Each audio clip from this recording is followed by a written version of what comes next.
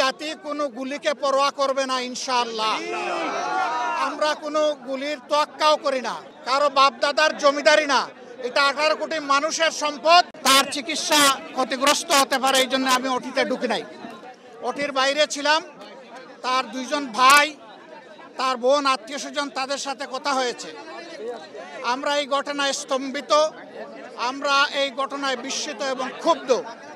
এই ঘটনা যে সমস্ত কাপুরুষরা ঘটিয়েছে, আমরা তার তীব্র নিন্দা জানাই এবং আমরা চাই অবিলম্বে কাপুরুষদেরকে খুঁজে বের করে শাস্তির আওতায় আনা হোক।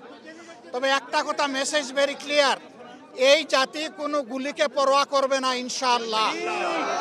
আমরা কোনো গুলির তোয়াক্কাও করি না। কেউ যদি আবার নতুন করে ফ্যাসিজম বা সন্ত্রাসের রাজত্ব বাংলাদেশে কায়েম করতে চান, তাহলে খুব দেরি হবে না, যথাযথ জবাব পেয়ে যাবেন ইনশাআল্লাহ। জনগণ সমস্ত ষড়যন্ত্র রুখে দেবে এবং কাউকে এই ধরনের নোংরামি করার সুযোগ দেওয়া হবে না।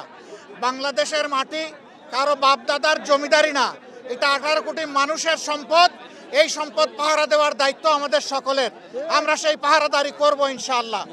আমরা এই সমস্ত হত্যা চেষ্টা যারা চালিয়েছে, গুলি যারা চালিয়েছে, তাদেরকে অবিলম্বে খুঁজে বের করে শাস্তির আওতায় আনার জন্য সরকারের প্রতি আহ্বান জানাচ্ছি।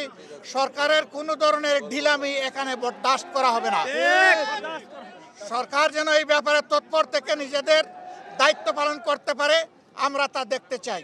আপনাদেরকে ধন্যবাদ, ভালো থাকবেন। আমরা শরীফ ওসমান হাদির সুস্থতা কামনা করছি, সেই জন্য ফিরে এসে মুক্তির লড়াইয়ে আবার রাজপথে আমাদের সকলের সাথে শরীক হতে পারে, আল্লাহ তাআলার দরবারে সেই দোয়া করছি।